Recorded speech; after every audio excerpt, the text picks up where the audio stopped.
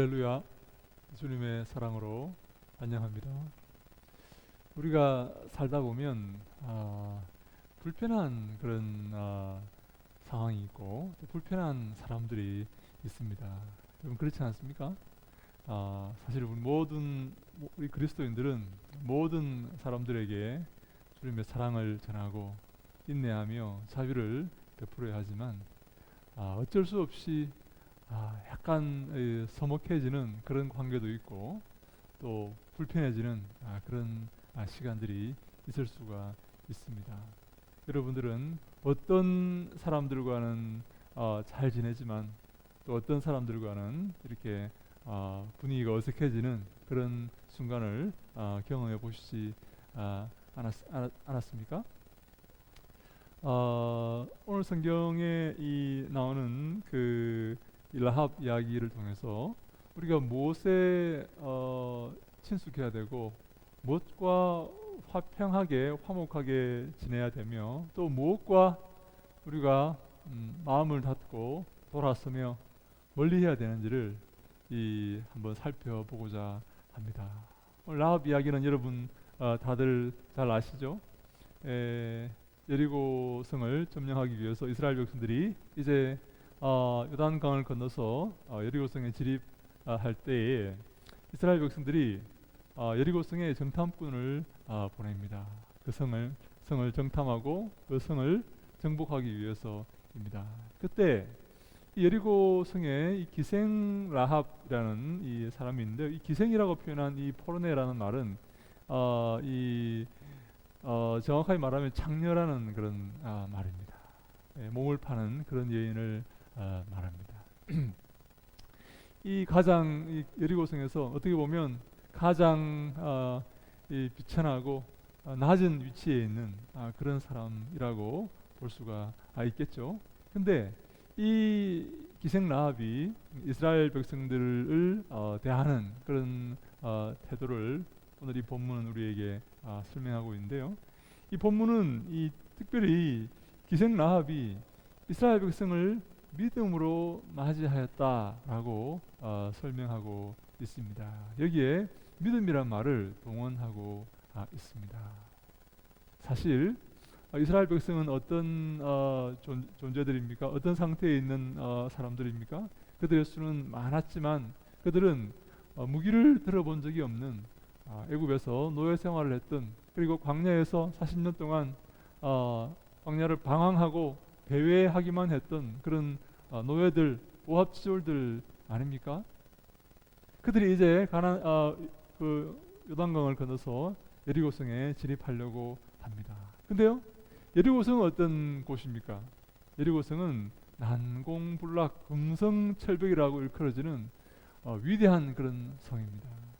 그리고 가나안 땅은 그 당시에 굉장히 전쟁이 빈번했던 교통의 요충지였기 때문에 굉장히 많은 전쟁이 일어났던 그런 곳이어서 그곳을 치고 있는 사람들은 전쟁에 능숙한 사람들이었습니다.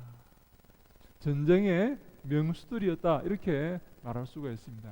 특별히 그곳에 세워진 여리고성은 정말 누구도 함락할 수 없는, 여러분 그 가나안 땅에 들어가는 길은 두 가지가 있는데, 하나는 요단강을 건너서 여리고성을 통과하는 길이고, 나머지는 저 밑으로 들어오는 길이다, 이렇게 말할 수가 있는데요. 요단강을 건너서 여리고성을 통과하는 그 길목에 여리고성이 있는데 어마어마하게 막강한 그런 위용을 자랑하는 그런 성이다, 이렇게 말할 수가 있습니다. 여러분 여기에 엄청난 대조가 있습니다. 한쪽은 무기를 들어본 적이 없는 오합지졸들, 광야를 40년간 떠돌았던 그 노예들이고, 다른 한쪽은 전쟁에 능숙한 어마어마한 위용을 자랑하는 그런 만공불락의 성을 가지고 있는 수비하는 여리고 성의 군대들입니다. 상대가 되지 않습니다. 근데요, 중요한 문제가 있습니다. 그것은 뭔가 하면 외형적으로 볼 때에 그 사람의 면면으로 볼 때는 정말 상대가 되지 않는, 비교할 수 없는 그런 상태이지만 그 뒤에 계시는 이 하나님 때문에 이 문제는 지금 문제가 된다는 사실입니다. 여러분, 이스라엘 백성들 뒤에 누가 계십니까? 하나님이 계십니다. 그 오합지졸들 뒤에 하나님이 계십니다. 그러나 저 금성철벽 여리고성 뒤에는 아무도 없습니다. 네? 아무도 없습니다. 그들이 믿고 있는 잡신들이 있을 뿐입니다.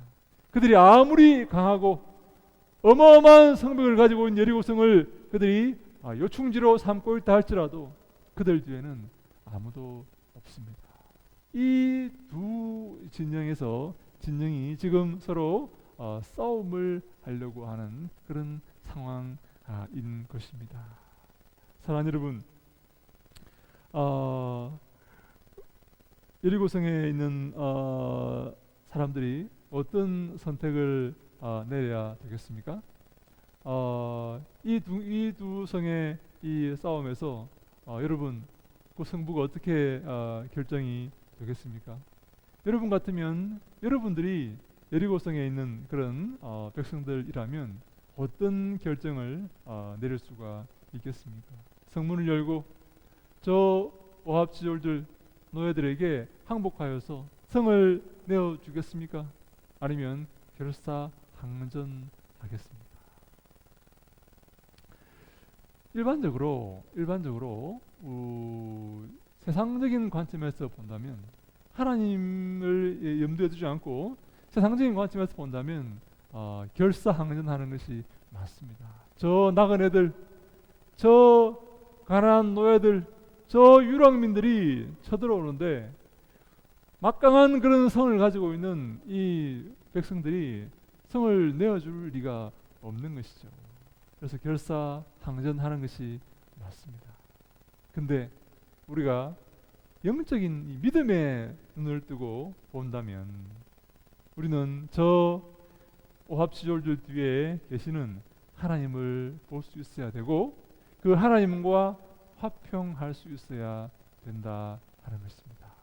오늘 설교가 바로 이 하나님과 저 오합지졸들 뒤에 우뚝 서 계시는, 그들을 광야에서 인도하시고 그들을 애굽에서 이끌어내시고 애굽의 모든 신들을 부수시고 홍해를 가르시고 애굽의 군대를 홍해 수장시키시고 가나안 땅에 들어가기 전에 아모리 족속들을 다 멸망시켜 버리신 저 위대하신 하나님, 저 전능하신 하나님을 볼 수 있는 눈이 있다면 우리는 저 이스라엘 백성들과 화목해야 되는 것입니다.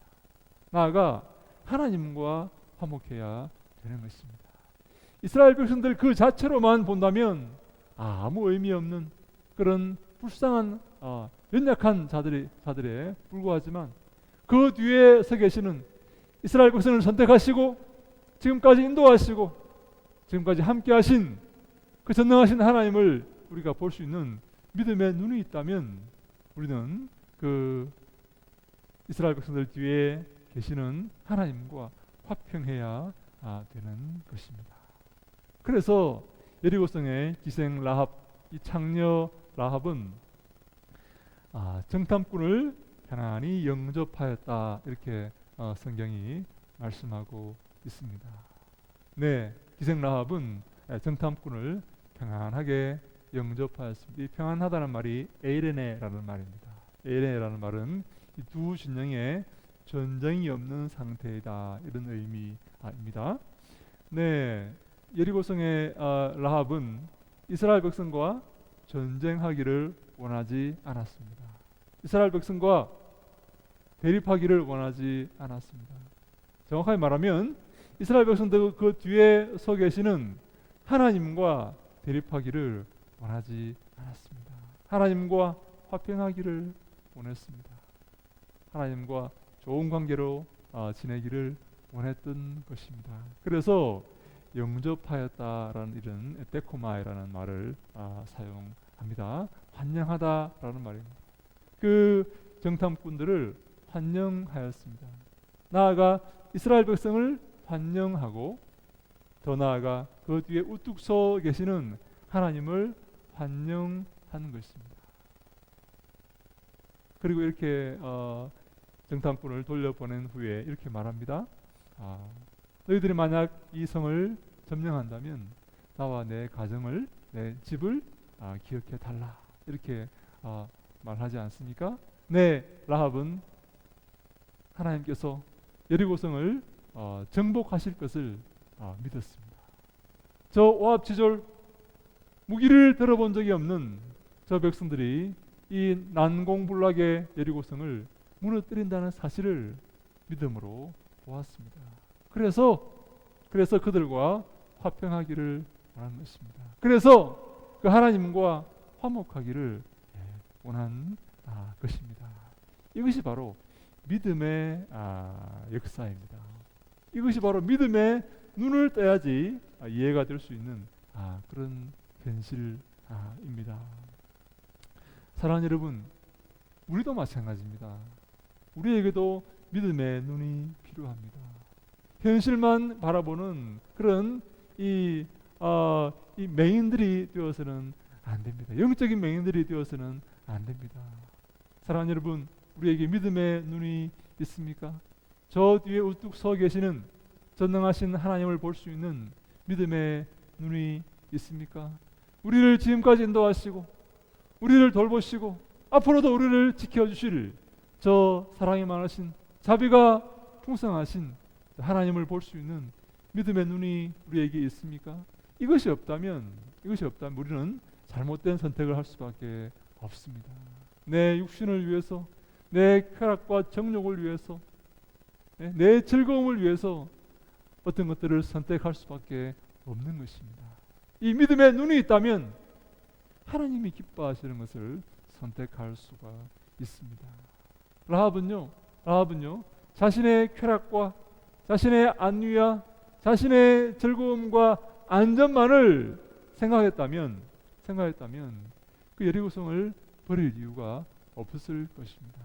그러나 그는 하나님을 볼 수 있는 눈이 있었기 때문에, 하나님을 볼 수 있었기 때문에 그는 참된 평안과 참된 안전과 참된 생명을 선택하였고 하나님과 화목하는 그런 선택을 할 수가 있게 되었습니다. 사랑하는 여러분, 오늘 보니까 특별히 이 기생 라합이 이 순종하였다라고 이렇게 표현을 하고 있습니다. 하나님 말씀에 순종한 것입니다. 하나님이 기뻐하시는 삶을 살기 위해서 애쓰고 노력한 것입니다.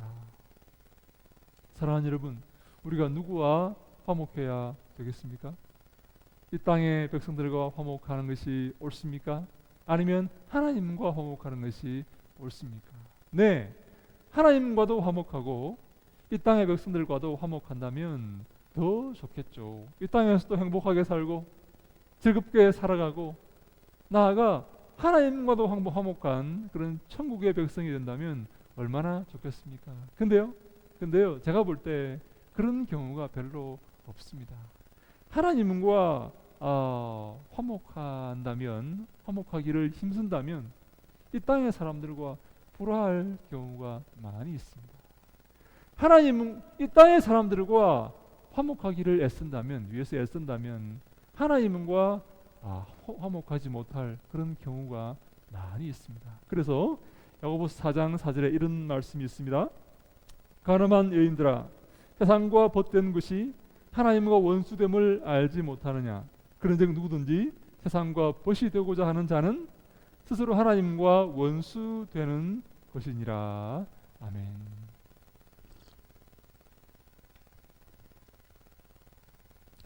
세상과 벗된 것이 하나님과 원수라는 것입니다. 여러분, 이 말씀이 참 어렵지 않습니까? 세상과 좋은 관계를 맺는 것, 세상과 바로 이렇게 끈끈한 관계를 맺는 것은 하나님과 원수가 되는 것이고, 반대로 하나님과 좋은 관계를 맺는 것은 세상과 원수가 되는 것이다 라고 성경이 말씀하고 있는 것입니다. 이 둘 사이에서, 세상과 하나님 사이에서 우리가 선택해야 됩니다. 여러분, 무엇을 선택하셔야 됩니까? 당장 눈앞의 즐거움과 쾌락을 위해서 세상을 선택해야 되겠습니까? 아니면 영원한 나라와 영원한 기쁨과 영원한 상급을 위해서 하나님을 선택하셔야 되겠습니까? 마태복음 6장 33절에 이렇게 말씀합니다. 먼저 그의 나라와 그의 의를 구하라. 그리하면 이 모든 것을 너희에게 더하시리라. 네, 여기서 두 가지를 지금 말씀합니다.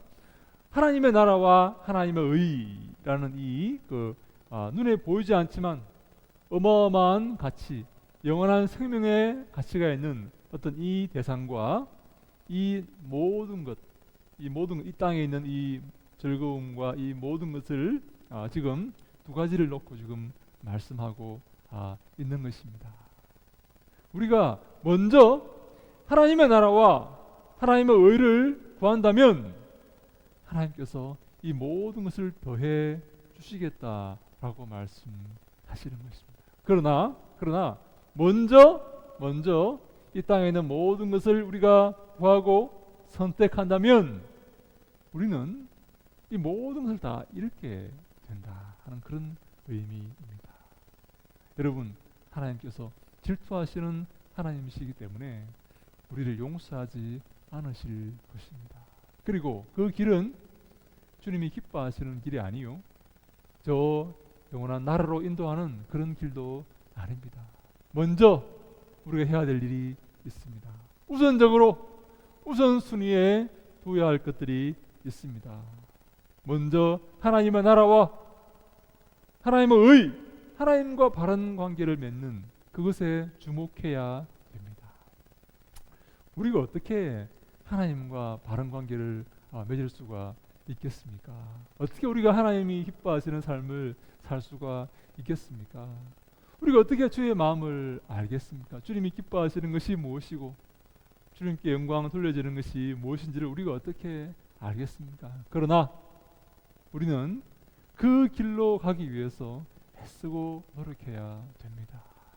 하나님의 뜻을 구하고 하나님이 기뻐하시는 삶을 살기 위해서 애쓰고 노력해야 됩니다. 그것을 위해 기도하고 자신을 쳐서 복종시키고 할 수 있다면 주님께서 원하시는 삶을 위해서 우리가 노력해야 되는 것입니다. 하나님과 바른 관계, 하나님과 화평케 되는 관계, 하나님이 기뻐하시는 그런 삶을 살기 위해서 애쓰고 노력해야 됩니다. 로마서 5장 1절에 이런 말씀이 있습니다. 그러므로 우리가 믿음으로 의롭다 하심을 받았으니 우리 주 예수 그리스도로 말미암아 하나님과 화평을 누리자라고 말합니다. 우리가 믿음으로 말미암아 주님께 의롭다 하심을 얻은 자들이 되었습니다. 이 믿음으로라는 말은 이 은혜로라는 그런 의미의 말씀입니다. 내 실력과 내 능력으로 된 것이 아니라 하나님의 도우심으로, 하나님의 인도하심으로 우리가 하나님의 자녀가 되었다는 것입니다. 의롭다 하심을 입었다 하는 것입니다. 그렇다면 어떻게 살아야 된다고요? 내가 하나님의 은혜로 의롭다 하심을 입었다면 이제 내 마음대로 살아도 됩니까? 이제 죄를 지으며 살아도 됩니까? 하나님의 은혜로, 하나님의 도우심으로, 하나님의 주권적인 역사로 우리가 구원함을 얻었다면 이제 마음대로 살아도 괜찮습니까? 아닙니다. 예수 그리스도로 말미암아 하나님과 더불어 화평을 누리자라고 말합니다. 하나님과 화목한 관계가 되어야 된다라는 말입니다. 하나님이 기뻐하시는 삶을 살아야 한다 하는 말입니다. 하나님과 대립하고 하나님과 싸우는 그런 존재가 아니라 주의 목적을 알고 주님이 원하시는 삶을 살고 주님이 기뻐하시는 삶을 살아 하나님과 화목한 우리가 되어야 한다라는 그런 말씀입니다. 여러분, 라합이 바로 그런 선택을 하였습니다. 저 난공불락의 여리고성을 자신의 안전한 그런 안전지대로 삼은 것이 아니라 저 광야에서 밀려 들어오는 저 오합지졸 뒤에 서 계시는 위대하신 하나님을 눈에 보이지 않지만 역사하시는, 그리고 그들을 지키시고 인도하시고 계시는 그 하나님을 그의 안전지대로 삼은 것입니다. 이것이 바로 믿음입니다. 여러분, 그래서 그는 하나님 말씀에 순종한 것입니다. 그래서 순종하지 아니한 자와 함께 멸망하지 아니하였다라고 성경이 우리에게 말씀하고 있는 것입니다. 믿음으로 귀생 라합은 정탐꾼을 평안히 영접하였으므로 순종하지 아니한 자와 함께 멸망하지 아니하였다. 네, 라합은요 하나님 말씀에 순종하였습니다. 성경이 그렇게 말씀하고 있습니다. 하나님께서 라합에게 말씀하셨고 라합은 그 말씀에 순종한 것입니다. 여러분, 우리가 어떤 삶을 살아야 합니까? 하나님 말씀에 순종하는 삶을 살아야 되지 않겠습니까? 내 마음대로 내 뜻대로 사는 것이 아니라 주님이 기뻐하시고 주님 원하시는 삶이 무엇인지를 고민하고 주의 말씀이 임할 때에 그 말씀에 순종하는 우리가 되어야 합니다. 히브리서 3장 18절에 또 하나님이 누구에게 맹세하사 그의 안식에 들어오지 못하리라 하셨느냐, 또 순종하지 아니하던 자들에게가 아니냐. 아멘.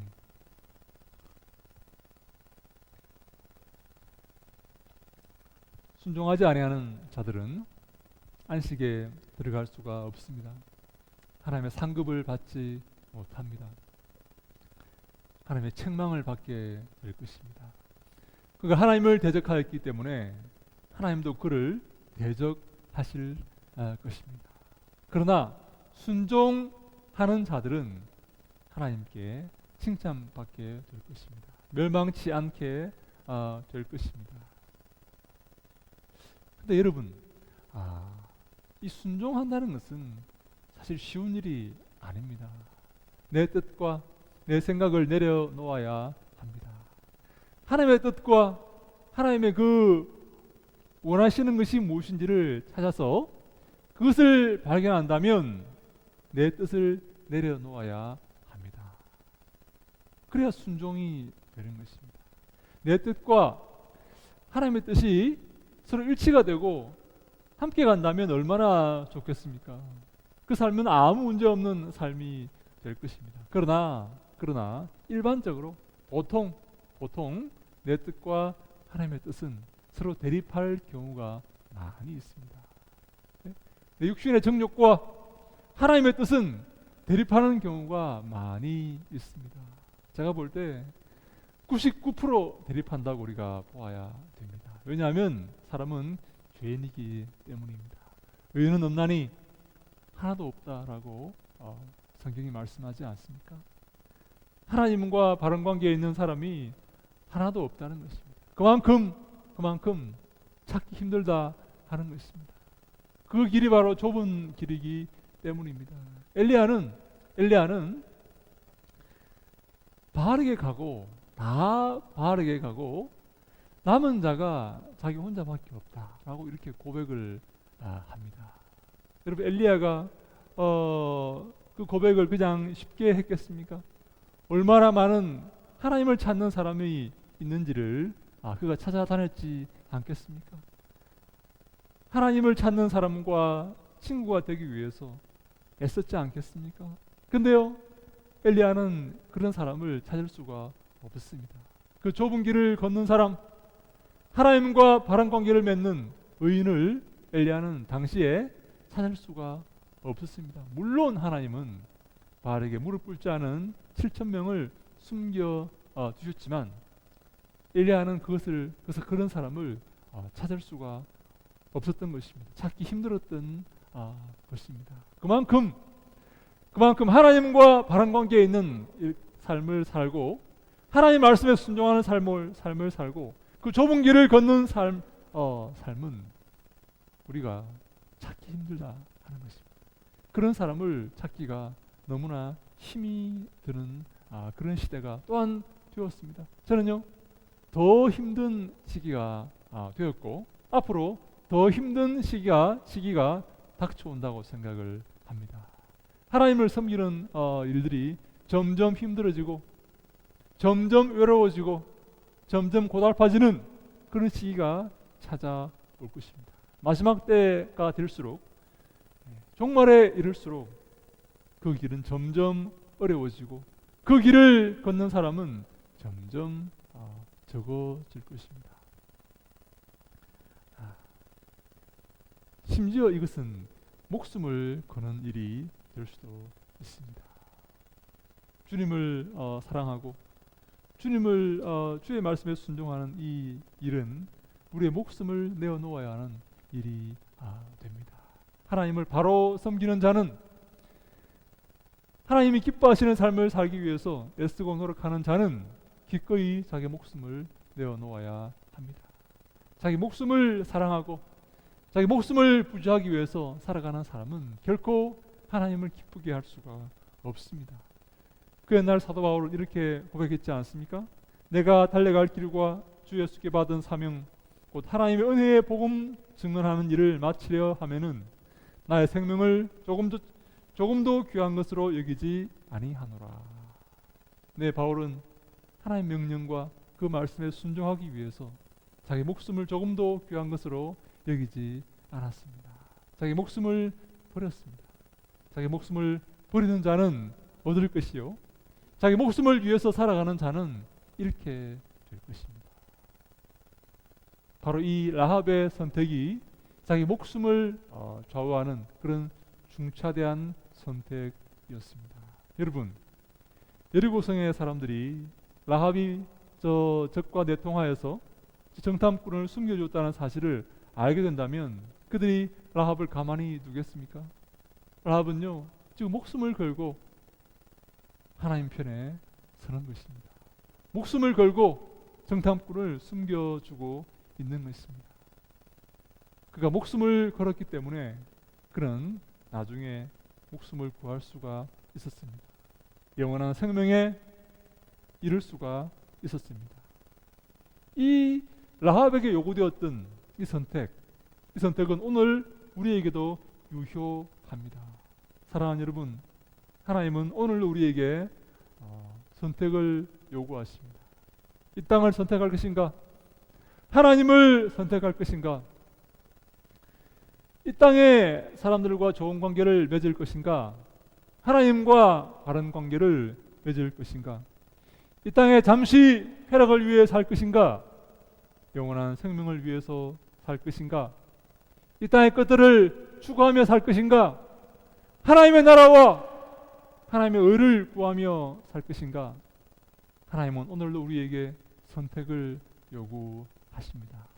우리가 좁은 길을 걷고 주님을 선택한다면 영원한 생명을 얻게 될 것이지만 이 땅의 것들과 이 땅의 쾌락과 이 땅의 사람들을 선택한다면 멸망할 뿐입니다.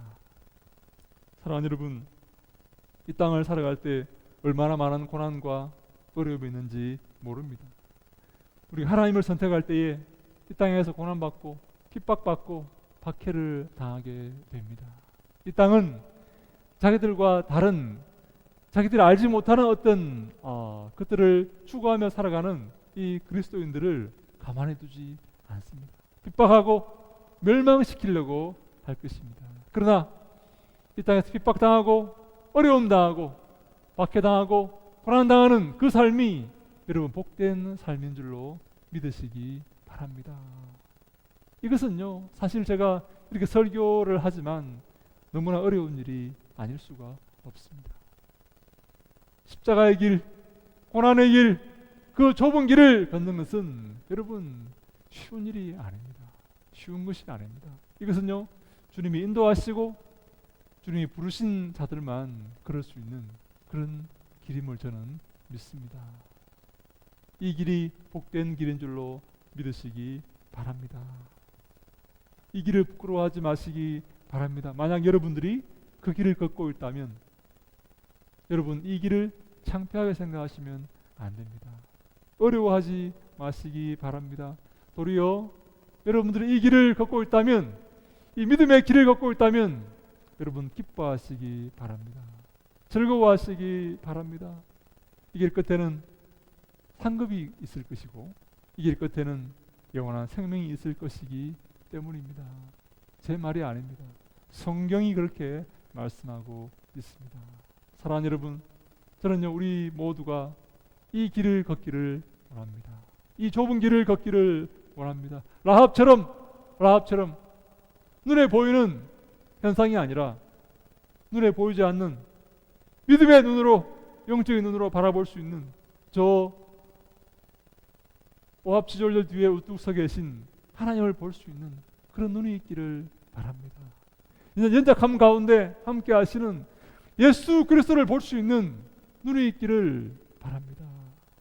우리와 함께 하시고 우리를 인도하시고 우리를 지켜주시는 그 예수 그리스도와 함께 하시고 그 예수 그리스도와 좋은 관계를 맺으시는 그런 눈이 있기를 바랍니다. 주님께서 그 길을 하셨고 또한 그 길을 가게 하기 위해서 우리로 하여금 그 길을 걷게 하기 위해서 십자가에 달려 돌아가셨습니다. 그 주님은 오늘도 우리를 초청하십니다. 그 십자가의 길로 초청하시고 그 좁은 길로 초청하십니다. 영원한 생명의 길로 초청하십니다. 이 땅과 함께 멸망하도록 버려두지 아니하시고 오늘도 하나님과 화평한 그런 관계에 머물도록 우리를 부르시고 초청하십니다. 디모데후서 1장 12절에 이로 말미암아 내가 또 이 고난을 받되 부끄러워하지 아니함은 내가 믿는 자를 내가 알고 또한 내가 의탁한 것을 그날까지 그가 능히 지키실 줄을 확신함이라.